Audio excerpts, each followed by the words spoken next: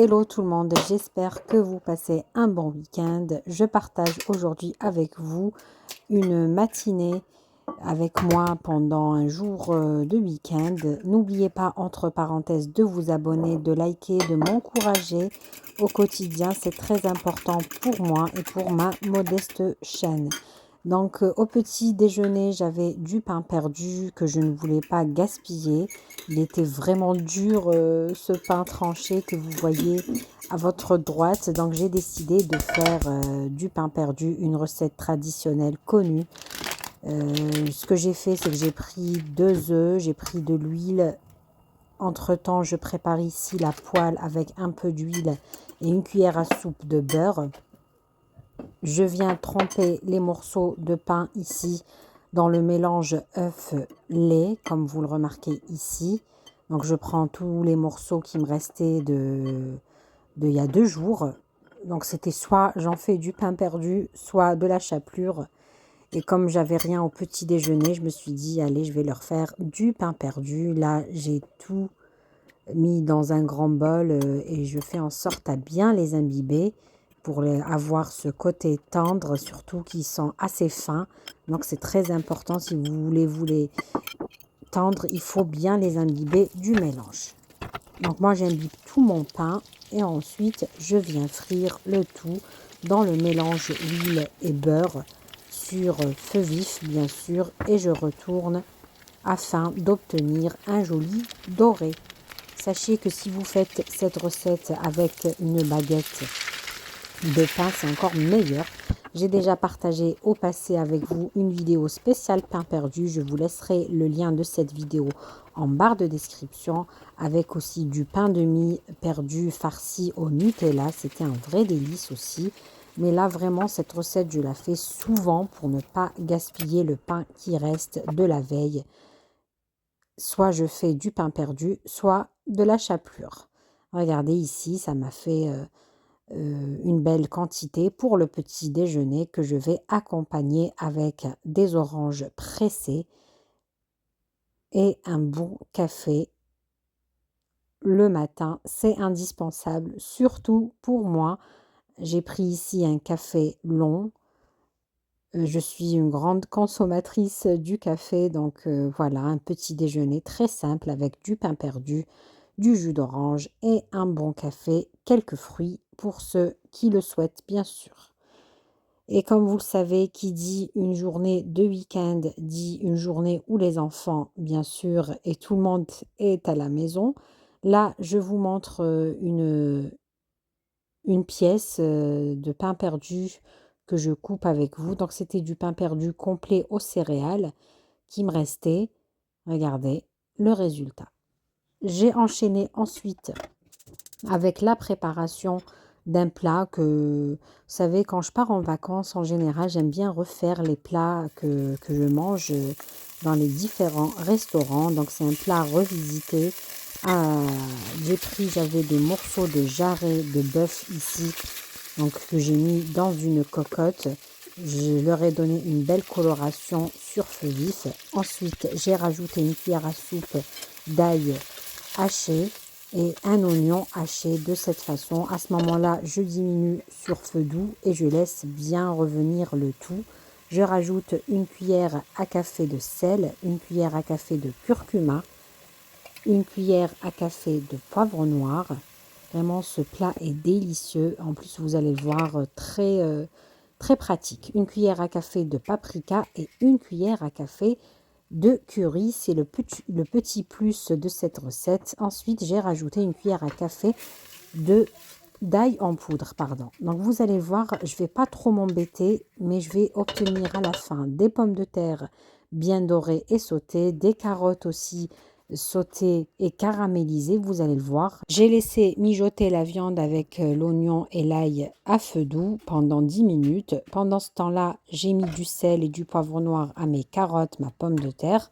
Vraiment, j'ai pris les légumes qui me restaient à la maison. Regardez, les carottes, je les ai gardées en entier de cette façon. Donc, elles étaient entières. J'ai juste épluché mes belles carottes, 5 carottes. Vous allez comprendre pourquoi. En plus, je les ai mis en tout début de recette à revenir avec la viande. Et là, je rajoute un demi-litre d'eau. Je rajouterai par la suite s'il le faut. Je vais couvrir et laisser cuire 15 minutes. Plus tard, je viens enlever les carottes qui sont bien croquantes. Bien sûr, il faut les garder croquantes car elles vont encore cuire sur la poêle. Pendant ce temps-là, je mets mes pommes de terre et un petit peu d'olive dénoyautée que j'avais au frigo. Je laisse cuire 10 minutes à peine dans la cocotte minute et j'enlève les pommes de terre. Comme vous savez tous, la pomme de terre, ça cuit tellement rapidement. Je la réserve de côté. Je laisse bien refroidir ma pomme de terre et les carottes aussi de côté. Ensuite, je referme la cocotte minute et je laisse cuire la viande encore pendant 20 minutes. Ici, la pomme de terre et les carottes ont bien eu le temps de refroidir, pardon. Là, la viande, elle est bien cuite. Je la réserve de côté dans une assiette. Je recouvre de papier aluminium. Comme ça va lui permettre de devenir encore tendre, plus tendre. Regardez, là, je réserve de côté la viande. Pendant ce temps-là, je vais venir passer à la passoire ma sauce, la sauce de la viande pour l'obtenir lisse et je n'hésite pas à récupérer toute la purée de l'oignon avec un dos de cuillère. De cette façon, j'obtiens une belle sauce lisse, présentable qui ne va pas un peu salir ma viande et mes légumes. C'est une petite astuce, n'hésitez pas à le faire si vous voulez obtenir une sauce bien lisse. Dans la même marmite, je mets une cuillère à soupe de beurre. J'avais aussi des champignons que j'ai lavés et enlevé la peau, bien sûr que j'ai pelé aussi. C'est facultatif, vous pouvez garder la peau si vous le souhaitez. Moi, j'ai pris l'habitude d'enlever la peau des champignons ici de Paris. Regardez, je fais revenir le tout avec un petit peu d'ail et je récupère 4 à 5 cuillères à soupe de la sauce qu'on a préparée ensemble et je laisse cuire pendant à peine 5 minutes. J'ai pris ici une poêle, j'ai mis de l'huile et une bonne cuillère à soupe de beurre et je viens faire dorer ma pomme de terre qui est déjà cuite et croquante ici. Je vais lui donner une belle coloration et puis il y aura ce goût de friture et de pommes de terre sautées. Vraiment, c'est une recette, c'est pour ça que je vous ai dit très facile et gagne de temps. Remarquez, j'ai tout cuit dans la cocotte minute. Je ne me suis pas embêtée à faire une cuisson à la vapeur des pommes de terre ou bien à les faire bouillir à part, mes légumes. Mais vraiment, et en plus, ça prend le goût des épices et de la sauce et de la viande. Et à la fin, vous laissez bien refroidir, vous faites dorer le tout. Dans la même poêle, regardez, je récupère des miettes de cramé avec un papier absorbant et je rajoute un petit peu de beurre et je viens aussi faire la même chose avec les carottes.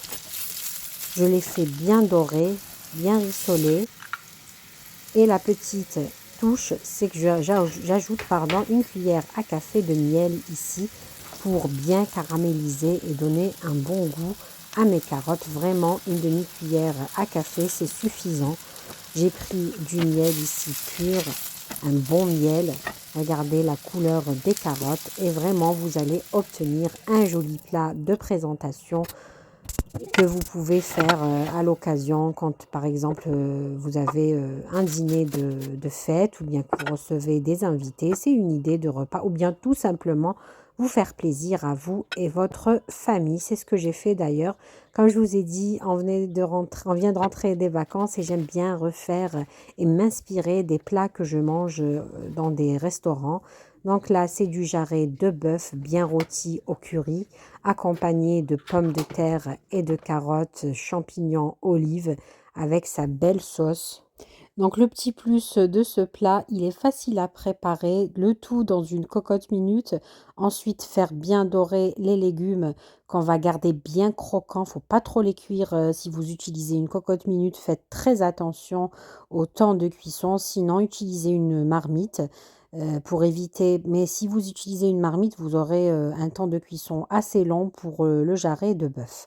Regardez ici la texture de votre pomme de terre imprégnée de curry, des belles saveurs de votre sauce. La vidéo d'aujourd'hui est finie. Je vous dis à très bientôt. N'oubliez pas de liker et de vous abonner.